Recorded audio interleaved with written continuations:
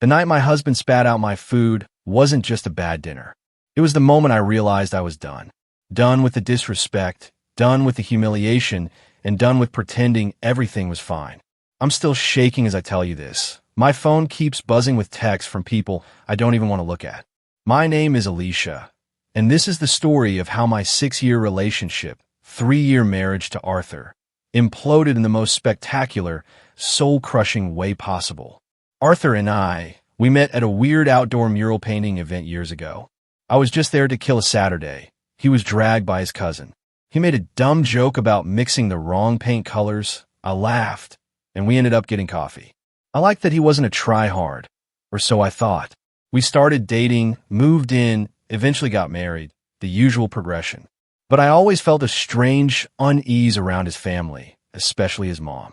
From the moment I met her, Arthur's mom radiated a disapproval I could feel in my bones.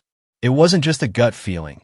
It was a constant drip of passive-aggressive comments disguised as innocent observations. Oh, I guess some people just don't know how to keep a house. Or, you sure you want to eat that, Alicia?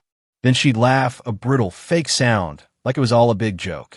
But her words were always pointed, always aimed right at me. I tried to ignore it, to brush it off, but it gnawed at me. She had this archaic mindset, this belief that a good wife stands behind her man, not beside him. It made my stomach churn. Arthur always waved it away. She's just like that, he'd say. Ignore her. But how do you ignore a slow poison? And then there was Uncle Randy, a walking HR violation with a drink perpetually in hand, spewing the most inappropriate comments. The family just shrugged, let him get away with it. I avoided him whenever I could, but sometimes you just couldn't escape. So, last week was our wedding anniversary. Last year, we just ordered takeout and watched TikToks, which was fine, but this year I wanted more. Lately, Arthur had been absent, not openly hostile, just mentally miles away, lost in his phone, barely engaging. It felt like a subtle, slow fade, and I was desperate to pull him back. I asked if he wanted to do anything special. He just shrugged, whatever you want. So, I decided to cook his favorite childhood meal. In a moment of pure, unadulterated naivete, I texted his mom for the recipe. Why did I do this to myself? She sent a vague, measurement-free, vibes-only version. But I pieced it together. I spent the whole afternoon on it, went to the fancy grocery store, bought the best ingredients, made enough for seconds. I set the table, lit the cheesy candles we got as a wedding gift, even put on a playlist of our dating songs, knowing he'd probably roll his eyes. Then, an hour before he was due home, the text arrived. My uncle and mom are coming over. Forgot to mention it. I swear I almost threw my phone across the room. Who invites their mother and uncle to an anniversary dinner? I texted back, hello, what? His reply, they'll be quick. Randy's in town, and mom wanted to see the apartment. I should have canceled everything right then. But I was too invested, the food almost done. I figured whatever we'd eat, they'd leave, then it would just be us. They arrived. Arthur's mom immediately started inspecting everything, not even trying to be subtle. She ran a finger along the counter, peered into the fridge, made this little huffing noise like she was disappointed but trying to hide it. Randy was already half drunk, making crude jokes about the fancy table setup. Arthur was acting strange, barely greeting, just dumped his bag and went to change. I brought out dinner, trying to make conversation, but it was like talking to a brick wall. His mom kept asking if I followed the recipe exactly. Said she could always tell when people tried too hard. I forced a laugh. Arthur sat down, barely glanced at me, and immediately started scrolling through his phone. I nudged him under the table. He sighed, put it down. And that's when it all went off the rails. Everyone started eating, or at least pretending to. Arthur took one bite, chewed, and then, in slow motion, spat it into his napkin. Right there, like a toddler. My stomach dropped to my feet. It was so utterly shocking, so aggressively disrespectful, I could barely breathe. His mom looked mortified, but not for me. For him, like he was embarrassing her. Randy burst out laughing, muttering something about me poisoning the food. I managed to choke out, "Is something wrong with it?" Arthur slammed his fork down. "Maybe if you'd listened to my mom more, you'd know how to cook a simple meal." Then he said it. A sentence burned into my brain forever. Now I see why my mom begged me not to marry you. You're useless in every way. I just stared at him. His mom remained silent, just pursed her lips. Randy laughed again. Arthur should have married someone who could at least fake being a real woman. I sat there, frozen. I knew I should have yelled or thrown something, but I couldn't. All I could manage was, "You just buried this marriage with your own mouth. Remember that." I stood up, grabbed my phone, and walked away from that table. I heard Randy say something else, but I didn't care. I slammed the door behind me, hard, and didn't look back. I walked to the end of the block, called my sister Jessica, and just said, "Can I come over?" She didn't ask questions. "Yeah," she said, "come now." I went to her place, collapsed on her couch, and didn't even cry. I just sat there, numb, scrolling through Instagram, trying to ignore Arthur's texts. First, "come back." Then, "you're overreacting." Then silence. Jessica made me tea, which I didn't drink. We watched some dumb Netflix show, and I just existed detached, feeling nothing. She kept asking if I wanted to talk, but I couldn't. I just didn't want to be alone in my apartment. That's all. I stayed over, didn't sleep, just lay there listening to the traffic, my mind a chaotic mess of disbelief and a dull, aching anger. The next morning, Arthur texted again. Said his mom was upset. Randy was sorry. Laughable, I know. He said I should come home and talk it out, that he was tired and didn't mean it. But then he added, "I never listen. I always make things harder than they need to be." I didn't reply. By afternoon, I went back to the apartment, hoping to avoid him, but he was there, waiting. He tried to act normal, like nothing had happened. "We could just forget about last night," he said. "Let's move on." I just stared at him. Then he said it again.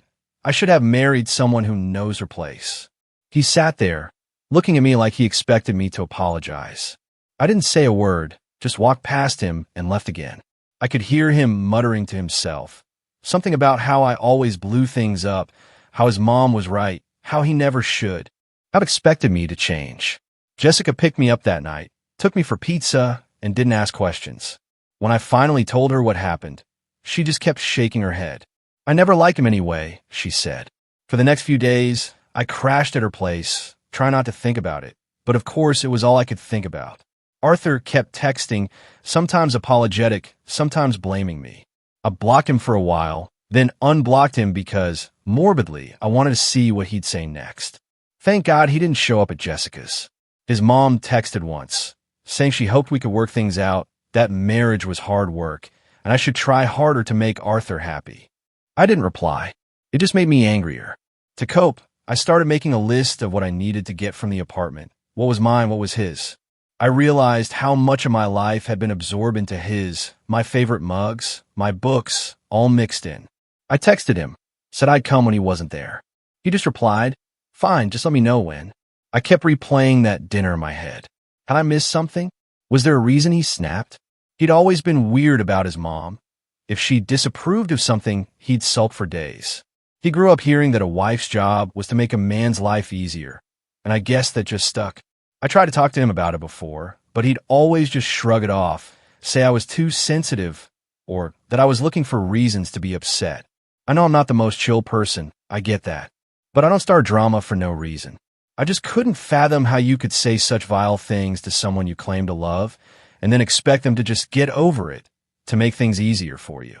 I talked to my mom, which was a mistake. She started crying, asking what she'd done wrong raising me. Then my dad called from 2 hours away, asking, "Do you want me to come get you?" I said no. I didn't even know where I wanted to be. They were trying, I guess, but they didn't really get it. My mom kept saying marriage was hard work, too, but at least she didn't blame me. Jessica kept saying I should just move out, be done with it. But it wasn't that simple. We had a lease, we split the bills, and most of my friends were mutuals with Arthur. Here's the thing, though. I wasn't letting this go. Maybe that makes me petty, but I didn't care. I wasn't going to be the wife who just eats and smiles for the family. I didn't care if his mom thought I wasn't good enough. I didn't care if Randy thought I wasn't a real woman. I was not going to sit there and let people talk to me like that and then just laugh it off. I'm not built that way. I was done being nice. So I started making a plan. I wasn't sure exactly how it would go yet, but I wasn't just walking away and letting him think he could say whatever he wanted and get away with it. He wanted me to know my place. Well, he was about to find out exactly where my place was, and it wasn't behind him. I went back to the apartment a few days later to get the rest of my stuff. I told Arthur I'd be there. He said, whatever, just don't make a scene. Laughable, as if I was the one who made a scene. I'll update if anything wild happens, but for now, I was just getting ready. I refused to be the one who lost sleep over this. He could choke on it for a change. Okay, if you read my last post, you know what happened at the dinner from hell. It hadn't even been 2 weeks, and I swear it felt like I'd aged 5 years. I don't know if that's normal or what. Anyway, I said I'd update if anything wild happened. And, buckle up because this was a whole reality show I did not sign up for. The weirdest part was how normal everything else looked. I was still brushing my teeth with my usual toothpaste, scrolling through my FYP, texting my group chat about stupid memes. But then my phone would buzz and it would be him, or his mom, or sometimes even Randy. Yes, the uncle who called me not a real woman. He actually thought sending a meme would smooth things over. I wanted to throw my phone out a window. So, I knew I had to go back to the apartment again to get my other stuff. I kept running out of clean clothes at Jessica's, and she started hinting that her closet was for her, not my fugly ex's t-shirts. She's not subtle. I texted Arthur, said I'd be by in the afternoon. He said fine, but then his mom texted me too. That was new. She said she wanted to be there when I came, to talk things out as a family. I'm not even kidding. I just left her on read. Jessica said I should bring her with me, and I was like, yes. No way I'm going there alone. When we walked in, Arthur's mom was already sitting on the couch like she owned the place, clutching her purse in her lap and looking around like she was waiting for someone to bring her tea. Arthur was there, too, standing by the kitchen island, arms crossed, doing that thing where he wouldn't look directly at me. I could tell immediately this was going to be one of those long, awkward afternoons. I started grabbing my stuff, real casual, Chargers makeup bag, the mug from my dad, you know. His mom said my name and asked if we could sit down and have a civil conversation. I almost laughed. Jessica nudged me, so I sat, but I kept my bag on my lap. She started in, all soft-voiced, saying things got heated, families argue, but marriage is about forgiveness. And she knew Arthur didn't mean what he said. Then she dropped it. Maybe you could apologize for storming out and making a scene in front of the family. I just looked at her, then at Arthur, who was staring intently at the countertop. I asked if he really thought I owed anyone an apology. He just shrugged. His mom said, well, you could have handled it better. You embarrassed Arthur. All he wanted was a nice dinner, and now everyone's talking. I told her, point blank, that what happened wasn't seen. It was me standing up for myself after being humiliated in my own home. Your son spat my food out and called me useless, I said. And Randy called me not a real woman. I'm not apologizing for leaving. She looked at me like I just slapped her. Jessica piped up. If anyone owes an apology, it's Arthur and Randy, not Alicia.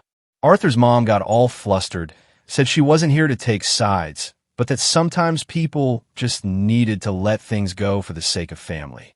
I asked, would you have let anyone talk to you like that?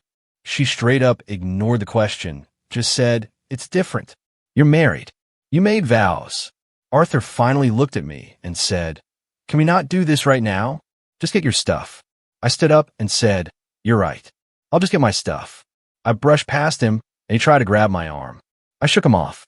You're making this worse, he said. No, I replied. You did that yourself. If you're finding yourself nodding along or just shocked by the audacity, do me a favor and hit that subscribe button. More wild stories are definitely coming. I went into the bedroom, stuffing things into a duffel bag when his mom came in behind me. All quiet. I know Arthur's been under a lot of stress, she began. His job's not great. His uncle's a bad influence, but you could have tried harder to make him happy. She said, a good wife makes sacrifices. I turned around and said, I've made enough sacrifices. You raised him to think women should just take it, and I'm not going to. She called me disrespectful, said she'd never been spoken to like that in her life. I just kept packing. Jessica came in, told her to leave me alone. So now I was truly mad. I packed up all my stuff, everything I could fit. My kitchen gadgets, my plants, all my books, my ring light, my speakers, even the good blanket his mom gave us that she always said was family property. To be honest, I didn't even want it, but I took it just to be petty. I slammed the drawers. I made noise. I didn't care. Arthur stood in the hallway staring at the wall. "You're really leaving over this?" he said. "Yeah, I am," I replied. "You're just doing this to get attention." I laughed. "If I wanted attention, I'd have posted your mom's good wife speech on Instagram stories." He looked like he wanted to say something else, but he didn't. I loaded everything into Jessica's car. His mom followed me out, started saying I was overreacting, that I was breaking Arthur's heart, that I'd regret this. I stopped, turned around, and said, "If your son didn't want to lose his wife, maybe he should have acted like a husband." She tried to slap me, full-on hand raised, but Jessica stepped between us and shoved her back. Arthur's mom gasped, dropped her purse, and Arthur finally ran over, yelling at Jessica. Jessica told him to back off, said maybe he should have protected me from his family instead of letting them trash me in my own home. I just got in the car. The ride back to her place was dead silent for about 3 minutes. Then we both just started laughing. It was one of those laughs where you don't even know why, just relief and anger and disbelief all tangled up. I texted a couple of friends about what happened. One of them, Nancy, said she heard something from Arthur's cousin, that the family group chat was blowing up about how I disrespected his mom. I didn't even care at that point. I just texted back, "Good. Maybe they'll finally leave me alone." The next day, Arthur texted again, wanting to talk. I said I didn't. He said I was being childish. I said he was being an asshole. I didn't even wait for a reply. I texted my landlord, asked about taking my name off the lease. He said it was doable, but would take some paperwork. I started looking for a new place. Nothing fancy, just something with decent light and a lock that felt like mine. Word got around fast, I guess. Mutual friends started texting, some saying they were so sorry and hoped we'd work it out, some asking what really happened because Arthur was telling people I flipped out over nothing. I just told the truth. No drama, just facts. He spat out my food, called me useless. His uncle called me not a real woman. His mom blamed me. So I left. Some people didn't believe me or said there must be more to it. I get it. People always want there to be some secret reason, but sometimes it really is just that simple. I wasn't giving details to randos. My real friends got it. I started feeling this weird pressure, like I had to justify leaving. My aunt called, said she heard from my mom, wanted to know if I was really sure. I said, "Yeah, I am." She said, "You're not getting any younger. Maybe just try to work it out."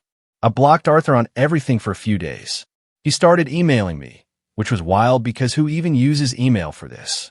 He said I was making this so much harder than it needs to be. Just come home so we can fix it. I ignored him. Jessica started giving me pep talks every morning. She said I should take him for everything he's got, but honestly, I just wanted my peace. I didn't want to be in the same room as him, let alone fight him for stuff. Then, 3 days later, I got a call from Nancy. "Did you see Arthur's Facebook?" she asked. "No," I said. "I blocked him, remember?" She said he posted some long rant about how some people don't value family and marriage is about sacrifice, and people were fighting in the comments. I didn't even have the energy to care. But then my mom texted me a screenshot and said, "Are you okay?" I replied, "Yes, please stop sending me his crap." Now, here's where it got extra messy. Arthur's mom called my mom. She said she was worried about Arthur, that I broke his spirit, that maybe my family should talk some sense into me. My mom just said, "Alicia's a grown woman. She'll do what she wants." My dad called, said if Arthur showed up at their house, he'd call the cops. I laughed. Honestly, I didn't even think Arthur would dare. I deleted every picture of him off my phone. I didn't want reminders. Then, out of nowhere, Arthur showed up at Jessica's. She was at work. I was there alone. The doorbell rang. I looked through the peephole, saw him standing there with his hands in his pockets. I opened the door just enough to block him from coming inside. "Can we talk?" he asked. "I don't think there's anything left to say," I replied. "You're making a mistake," he said. "You're throwing away everything for one bad night." "It wasn't one night," I retorted. "It was years of you letting your family treat me like garbage and acting like it's my fault." "You're exaggerating," he said. "You always do this." "I'm not doing this anymore," I said, and started to close the door. He tried to push it open. I shoved back hard. He stumbled, looked shocked. "I never thought you'd actually leave," he mumbled.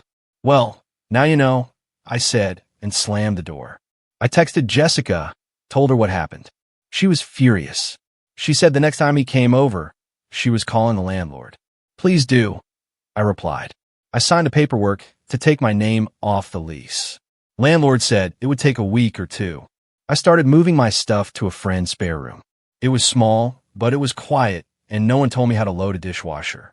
I got a cheap lockbox for my important papers because Jessica was paranoid Arthur would try to mess with my mail. Honestly, I thought I'd feel more sad, but mostly I was just pissed. I kept thinking about that dinner, about his mom's face when I called her out, about Randy laughing like it was the funniest thing he'd ever seen. I kept wishing I'd thrown something, but I knew I did the right thing leaving. I wasn't going to be quiet about it either. If people asked, I told the truth. I wasn't protecting anyone's reputation but my own. So, yeah, that's where it was. My family had my back. Jessica was basically my bodyguard. I was living out a suitcase, but I felt more myself than I had in years. I wasn't going to let them guilt me back into that house. If Arthur wanted to know what it felt like to be alone, he was about to find out. And if anyone's wondering, yeah, I was still mad. I wasn't sorry for it either. I wasn't letting this drop. My next move was mine. A week later, Nancy, one of my oldest friends, not Arthur's side or my side, just actually neutral, which is rare these days, messaged me. She said she was still doing her birthday thing, just a few people, nothing wild. She really wanted me to come. I told her I wasn't trying to show up somewhere Arthur might be, but she swore she'd invited both of us because she didn't want to pick sides. And also, to be honest, she's stubborn as hell. I told her if he started anything, I was out. She promised she'd shut down any drama, but I wasn't holding my breath. The day of the party, I was already anxious. I kept changing my shirt, not sure if I should look like I was doing fine or like don't talk to me. I landed on a hoodie and my favorite jeans, because whatever. I didn't need to impress anyone. Jessica, my sister for new readers, told me to just go have some fun, and if it sucked, she can pick me up. So I walked in, and the vibe was weird. Everyone was kind of quiet, and I could feel people looking at me, but nobody said anything about it. Nancy hugged me, said she was happy I showed up, and dragged me to the kitchen to help set out snacks. I saw Arthur's jacket on the coat rack, and my stomach dropped. I wished I'd told Nancy to just uninvite him, but whatever. Too late now.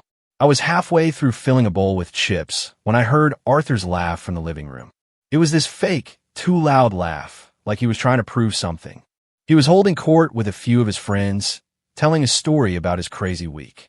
And I could tell he'd already spun a version of things to them, because one of them kept glancing at me like I was the villain in a soap opera. I ignored it and just kept arranging snacks, but I was already annoyed. Things got awkward fast. People kept asking me if I was okay, but in that way where you know they just want gossip. One friend tried to be subtle. So, you and Arthur? You guys taking a break? I just said, no, we're done. She looked shocked like she thought I'd say it was a phase or something. I saw Arthur watching from the other side of the room, and I could tell he was annoyed that I wasn't just hiding in a corner. Nancy tried to keep things light, put on a playlist, started pouring drinks. I took a seltzer and tried to melt into the background. But then Randy, yes, the uncle, who wasn't even invited, he just showed up with Arthur. Can you believe that? He came in, already smelling like a brewery. He made a big show of hugging Nancy, then looked right at me and said, well, if it isn't the little runaway wife. I didn't even react, just stared at him till he looked away. Arthur kept trying to make eye contact. He was doing that thing where he looks at me, then looks at his friends, then back at me like he wanted me to come talk to him so he could look like the bigger person. I wasn't playing that game. I stuck with Nancy and a couple of other people, talking about literally anything else. TV shows, new restaurants, the weather, I didn't care. About an hour in, I ended up in the hallway waiting for the bathroom. Arthur came over, leaned against the wall, and said, so, you're really not coming home? No, I'm not, I replied. You're just going to throw it all away over a stupid fight? He pushed. It wasn't a fight, I said. It was you and your family treating me like trash. I already said I was sorry, he claimed. No, you said I overreacted. I corrected him. He got all huffy. So, you're just going to make me look like the bad guy in front of everyone?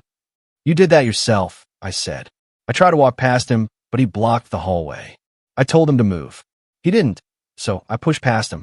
He stumbled into the wall, looked shocked. I didn't care. I went back to the kitchen. I guess he didn't like that, because not even 10 minutes later, he was telling his side of things to a whole group in the living room. His voice, booming with false righteousness, carried every word straight to the kitchen. He was holding court, spouting off about the pressure of keeping a family together, about sacrifices for the greater good, and how some people just couldn't handle it. He was painting me as the villain, the one who couldn't make the necessary sacrifices. I could feel people looking at me, waiting to see if I'd respond. I decided, screw it. I walked into the living room, set my drink on the table, and said, "You want to tell everyone what really happened?" He went quiet. "You want to talk about sacrifice?" I continued, my voice steady. "How about the anniversary dinner I cooked? The one you spat out in front of your mom and uncle, called me useless, and then let Randy call me not a real woman? Want to tell everyone about that?" The room went dead silent. Arthur tried to laugh it off. "It was a joke," he stammered. "We were all joking. She's just sensitive." "Oh," I said, my voice dripping with ice. "So, when you tell your wife she's useless and let your creepy uncle call her not a real woman, that's a joke?" I looked at Randy, who was suddenly intensely interested in his drink. Someone from his side piped up, "That can't be true. Arthur wouldn't say that." I just stared at her. "Ask anyone who was there. Ask his mom. Ask Randy. I'm not making anything up."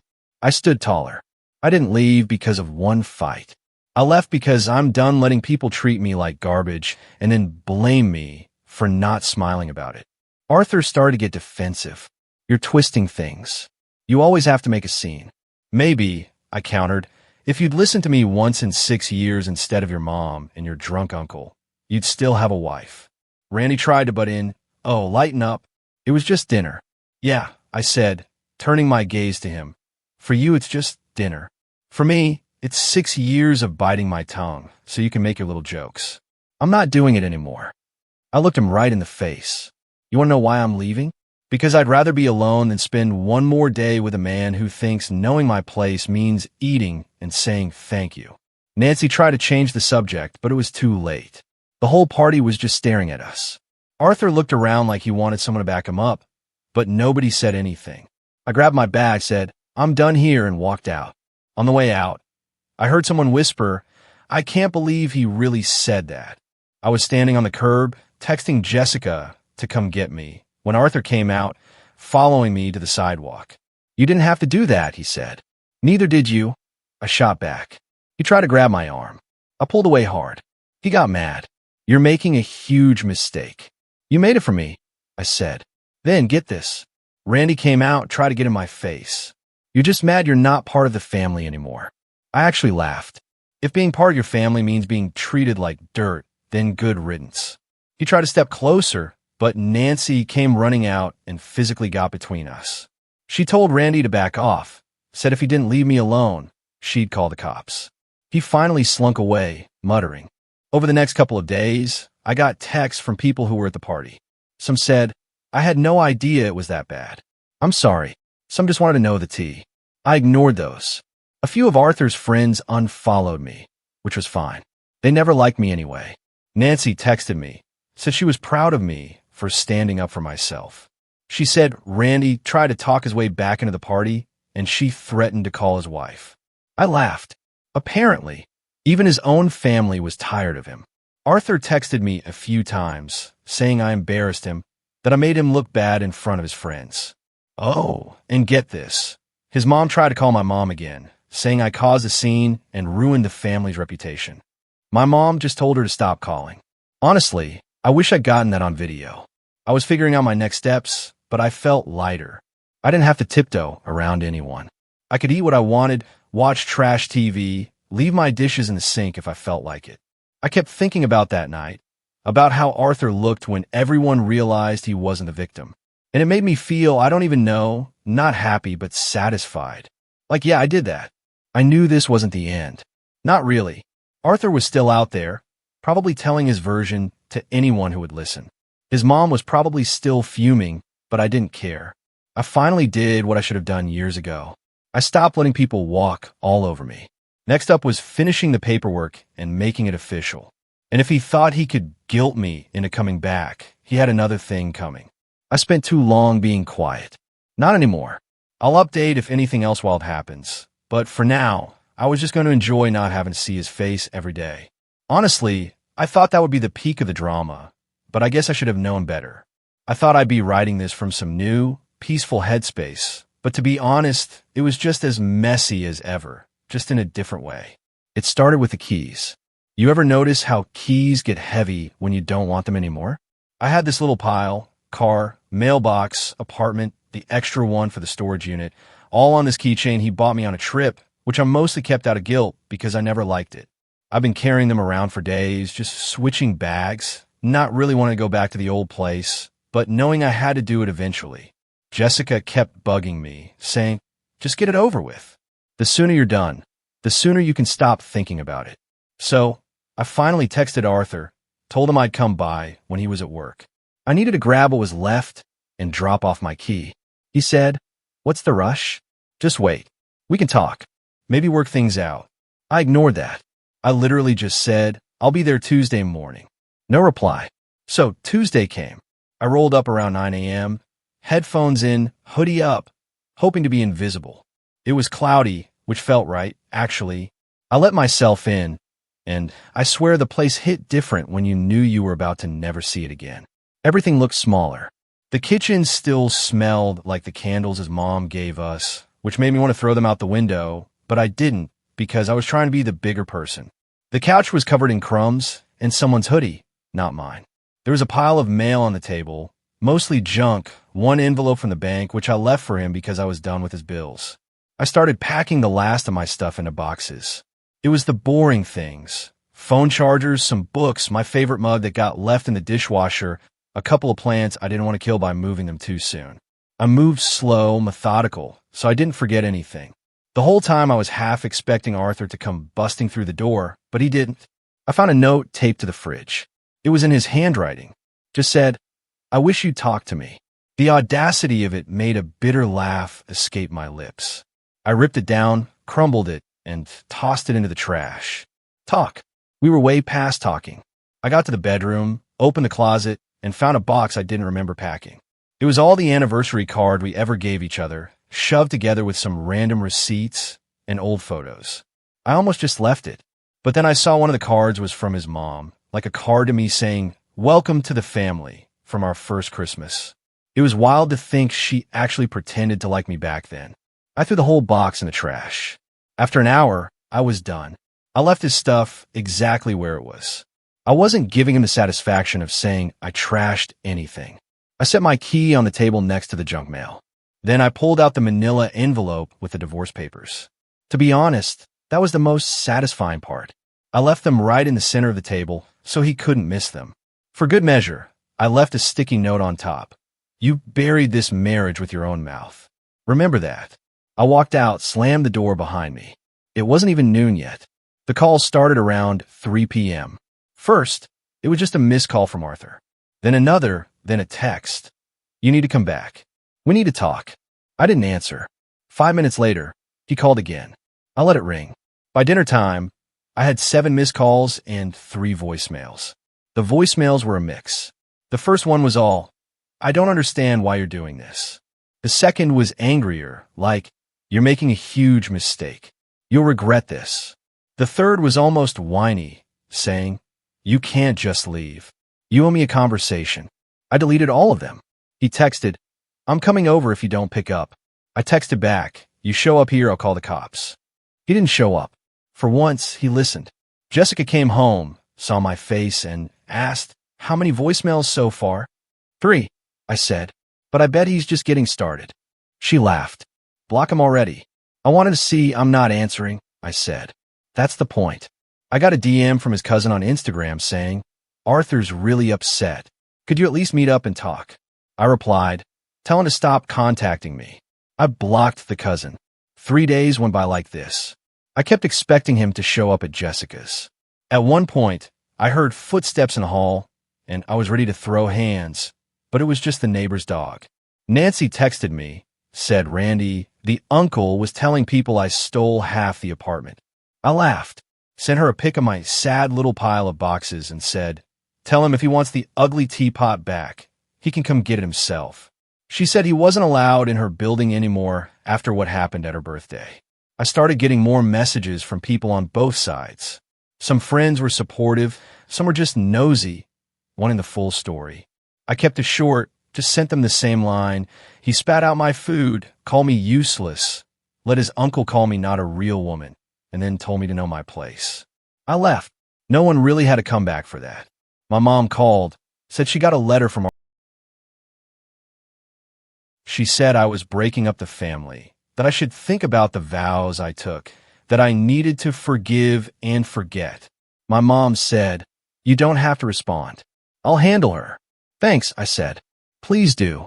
At this point, Arthur's desperation was getting embarrassing.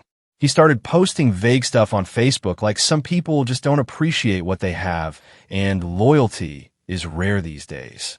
A couple of mutuals sent me screenshots, but I just muted him everywhere. I noticed he'd changed his profile pic to one of the two of us, which was actually hilarious considering half his family had already unfollowed me. I texted Nancy, asked if she thought he'd ever stop. She said he'd stop when he found someone else to control. I said, hope she likes bland food and his mom's advice. The real kicker? Arthur tried one last time. He sent a mutual friend to mediate. This guy, Cody, texted out of nowhere. "You should really talk to Arthur. He's a mess." I said, "If he's a mess, maybe he should clean up after himself for once." Cody said, "He's not himself. His mom is worried. His uncle is saying you ruined the family." I said, if being part of the family means eating garbage and being grateful for it, they can keep their club. A week went by. No more calls. No more emails. I sent the final signed divorce papers by registered mail, just so I knew he actually got them. I got a text from the landlord that said, "You're all set. Your name's off the lease. Good luck." I deleted Arthur's contact for good. My mom kept checking in, but not in a guilt-tripping way, more like, "Do you need anything? Want to come over for dinner?" I said, "Maybe next week." Jessica said, "You're basically a legend in our group chat now." I just said, "I just did what I had to do." She replied, "Yeah, but most people just talk about it. You actually did it. Here's the thing. I didn't do this for revenge, not truly. I did it because I was tired of being told my worth by people who couldn't even look me in the eye after humiliating me. But watching Arthur scramble, seeing his family squirm, and realizing he couldn't just say whatever he wanted and expect me to take it, yeah, that felt like a damn good bonus. So what do you think? If you've been in a similar situation, what was your breaking point? And if you're currently stuck, listening to this and wondering if you have the strength to leave, let me tell you, you do. You're your own exit. Slam that door. Drop those keys. Let them call and text all they want. You absolutely do not have to answer.